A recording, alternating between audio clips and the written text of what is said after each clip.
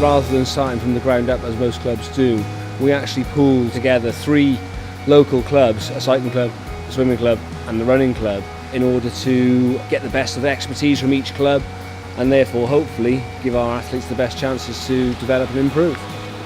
I was just getting into triathlon because my family, my husband and my kids were doing triathlon, and I thought, oh, why not? I can give this a go myself, something for me.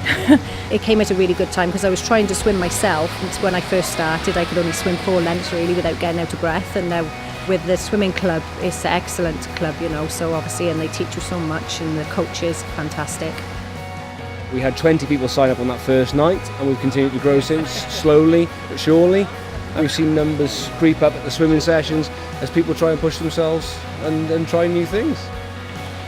Once I reached 40, I thought, right, this is it now, obviously you can just be a couch potato as such, and sit on the, but I just thought, no, be a good role model for my kids, and obviously start to get fit, healthier, started eating well as well, out a lot more. We saw people who turned up perhaps not overly confident on their first night, and we've seen people really develop both athletically but also in their confidence as well.